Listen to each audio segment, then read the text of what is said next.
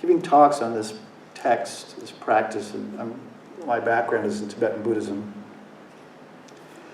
And an important practice in Tibetan Buddhism and all the schools of Tibetan Buddhism is this practice called Lojong, or mind training. And there are these little pith instructions, or slogans they call them, or maxims, that were compiled by this Tibetan master, Chikawa Yeshe Dorje. But they were brought to Tibet by this Indian master, Atisha. And this Tibetan, Chikawa Yeshe, compiled them into 7 points, so they call them the 7 points of mind training, and there's 59 slogans, the pithy slogans, to help us awaken, to cultivate bodhicitta, an open heart, open mind, and to really kind of work on that habit of self-clinging. What about me? Us here, I. And cultivating, as I said, bodhicitta, the mind of awakening, the heart of awakening. And little by little, letting go of that sense of self. I'm here. What about me? Well, what's in it for me? What do I get out of it? Me first.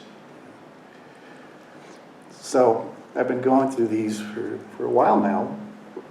I'm on the 7th point, so it's the last point that focuses on the commitments of mind training.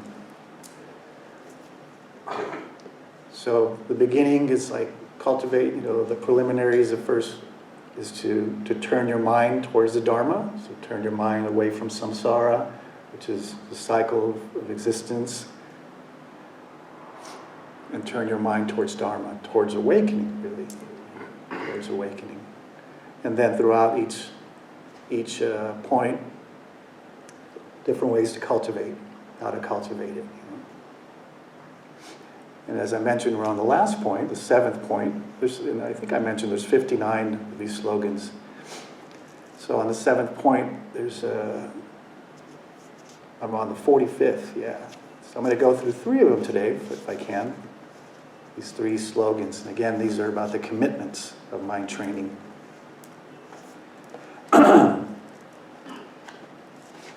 And the first slogan here that we're going to go through says, take on the 3 principal causes. Take on the 3 principal causes. This is a translation from Chogyam Trungpa. I don't know if you're familiar with Trungpa Rinpoche, Chogyam Trungpa. And this is a text that my teacher composed, a translation and a commentary on the slogans. And his translation is, keep the 3 main causes. So take on the 3 principal causes. These 3 principal causes are to awakening, take on the causes to awakening to help us. The 3 causes are the spiritual friend, or the guide, or the teacher. You could say even the Buddha. The 3 principal causes. The first cause is the Buddha, the teacher, or a spiritual friend that we've encountered, the teachers here at Long Beach Meditation. These are folks who have cultivated their practice, have trained, have studied, so they can share, It's like when we go, if we're going to go to Mount Everest or something, right? We just don't do it on our own. We look for a guide. We hire a guide, someone with experience who knows. So in the same way here, take on the 3 principal causes. The first cause is the spiritual friend, or the teacher, someone who has some knowledge of the Dharma and has cultivated it, has practiced it. They say they walk the talk. And then the second cause is the teachings, the instructions that we receive. We take on the instructions, take them on, and practice them, cultivate them. I always say we don't read them or read a book and then put it up on the shelf like a recipe, right? Like we don't. It's like collecting like cookbooks, but never preparing the meal, right? We have to practice, right? We can have all kinds of cookbooks, know how to make some dish, but did you ever make it? No, I haven't, but I memorized it. You know? Did you make it? Cook it? Did you eat it? You know? So the same thing here. You know, the cause for awakening is a teacher, a spiritual friend, a guide, and those instructions that they give us to practice them, to use them. You know? This recipe that they give us, make the dish, you know, and eat it and share it. And then the third is supportive circumstances. The third cause is these conditions that we have. Like us right now. Look where we're at. We're sitting here meditating, learning about meditation, or coming here every Sunday and practicing meditation. We have the time, the leisure to come here. Right? It's nearby for some of us. For some of us it isn't, but we're on Zoom. How great is that? You know? And that we're curious. We're curious about the Dharma. Something, you know, really tells us there's something valuable here. Or else we wouldn't be coming every Sunday. Right? The Buddha even said that, you know. That's what I really kind of turned me on to the Dharma. That the Buddha said, you know, don't just take what I say on blind faith or as dogma. Practice it, cultivate, practice it. If you find that it benefits you, you should adopt that. If it's helpful, you should do this. If you find it doesn't help, then abandon it. I was like, wow, you know, it wasn't you should do this or else. So that's, you know, how wonderful that we have these circumstances, these conditions that we've encountered the Dharma in some way, and learning and cultivating, meditating. So taking on these three principal causes.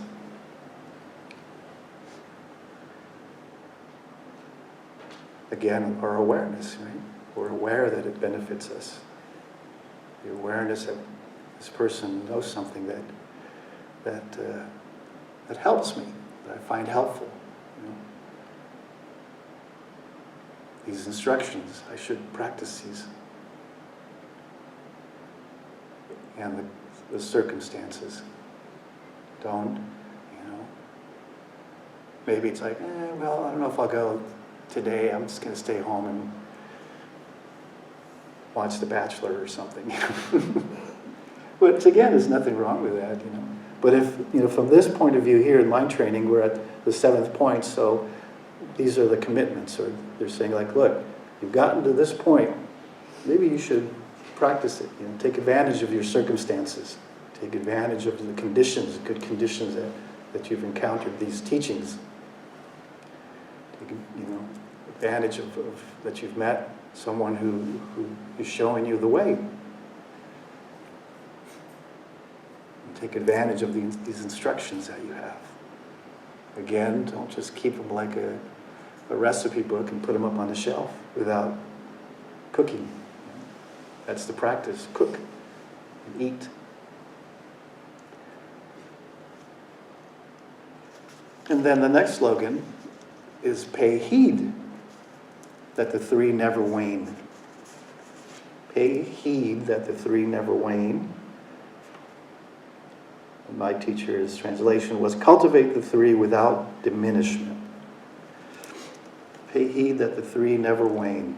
So what are those three? The first is gratitude. Gratitude. Gratitude for the teacher or the spiritual friend that you've connected with.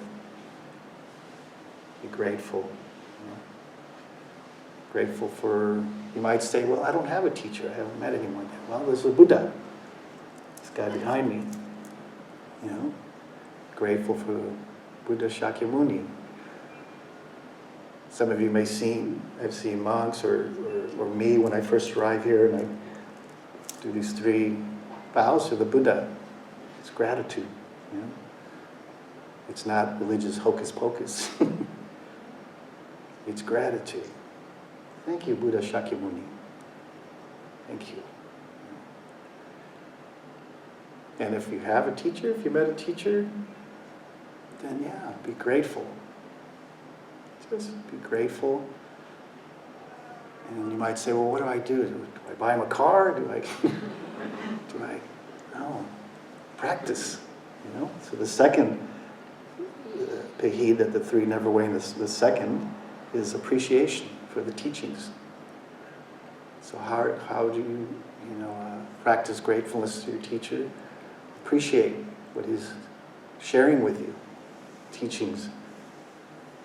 Appreciate them.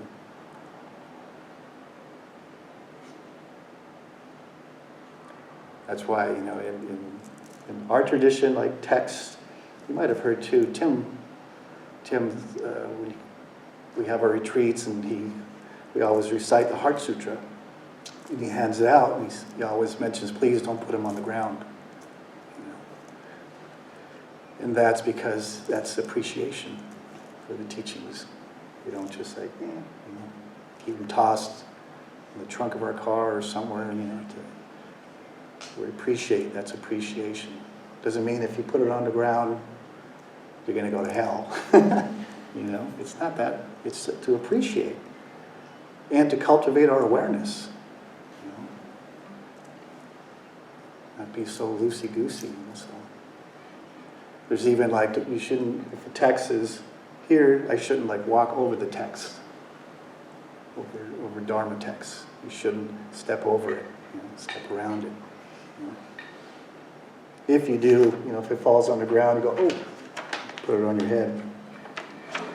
All these, what is this, hocus pocus? No, think about it. It's appreciation. It's mindfulness.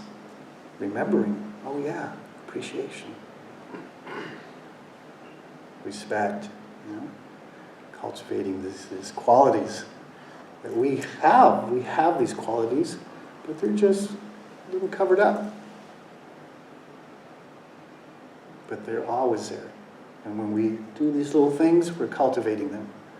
We're turning our mind towards the Dharma, turning our mind to awakening.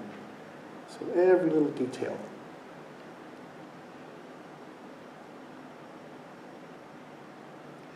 So yeah, appreciation of the instructions that we receive. Pay heed that it never wanes, it never diminishes. Our appreciation. And then the third is discipline. The third that never diminishes is a discipline. Keeping our commitments. What are our commitments? As I mentioned, by the slogan here, it means we read this whole book, so you're committed. You made the commitment. You didn't just stop at point 1. You've gotten all the way to point 7, to the 45th little slogan. So your commitment. Don't let that diminish. You're committed to, resolved to awaken, to awaken. And to awaken for the benefit of all beings. For all beings.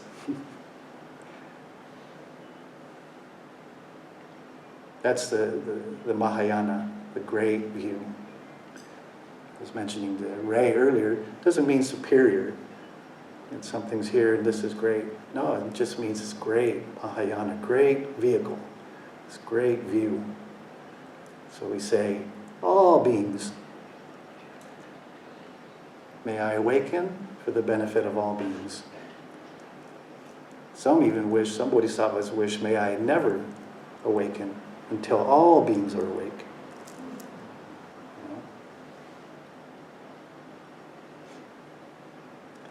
So yeah, our commitments. Don't let that diminish.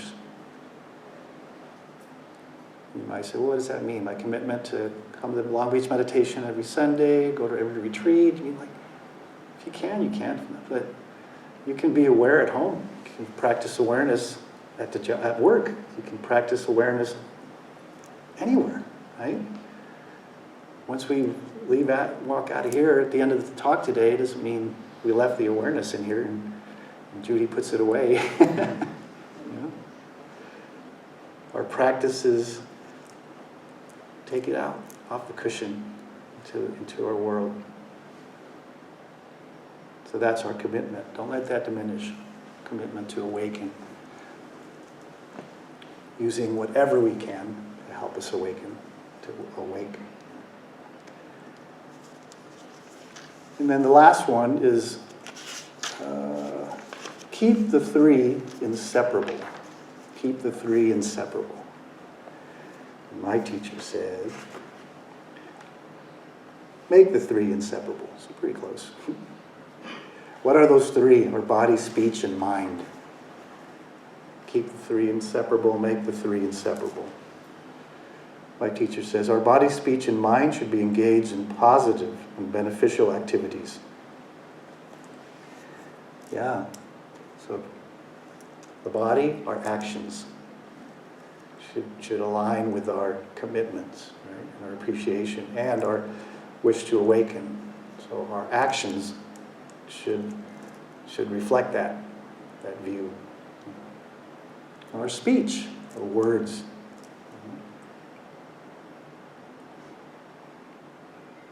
Our words should match our commitment, our practice, what we're cultivating. So mindful of our speech. Some of you have gone to the retreats that we have at Yokoji. We practice noble silence for 3-4 days. This is to really just,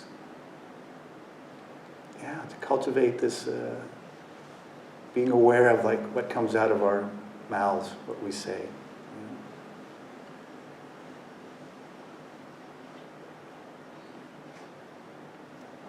So for 3-4 days we're in silence. If we need to talk, we do. That's okay. It doesn't mean it's like a rigid rule, but we're just training and just really to notice like how the habit to want to say something, to speak, to chatter.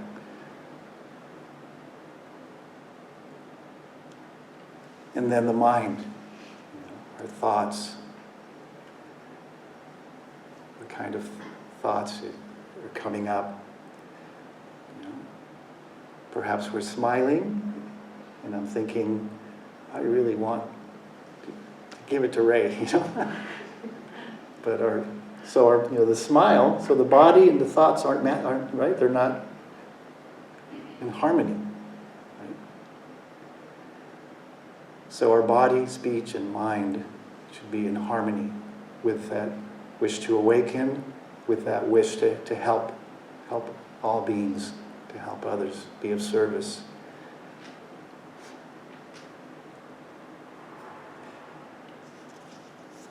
This other teacher here, she has her practice for this. She says, when you think about your practice, does it seem balanced and wholehearted or one-sided and limited? What helps you come into harmony in your body, speech, and mind? And what tends to make you lose that feeling of harmony? So again, how do we do that? Awareness, just be aware. The awareness. The awareness.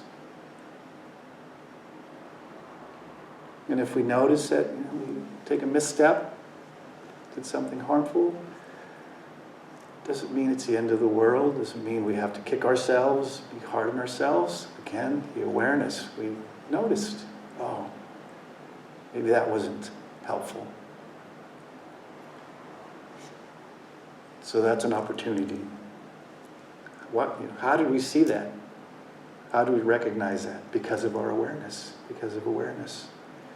So really, that is the fundamental essence of meditation practice, to cultivate awareness. So even when we're caused something harmful, without awareness, we just continue perpetuating that habit of causing harm. Well, they deserved it. They got what was coming to them.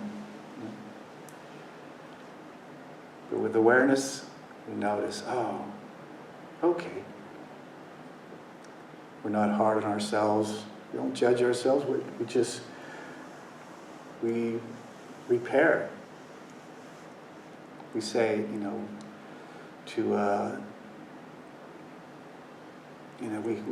when we cause a harmful action,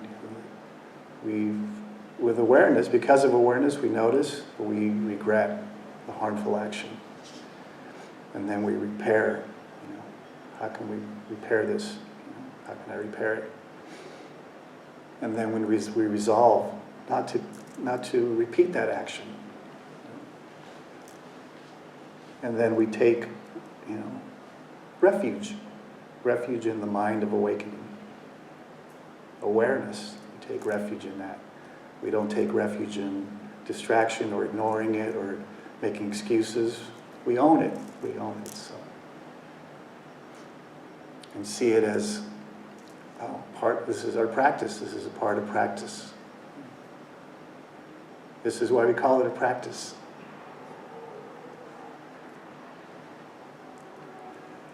So these are the 3 slogans that I wanted to share with you today. Take on the 3 principal causes, the spiritual friend, instructions, your conditions, good conditions that we have for practice. Pay heed that the 3 never diminish. So be grateful, have gratitude, appreciate what we're learning, and discipline. Practice it.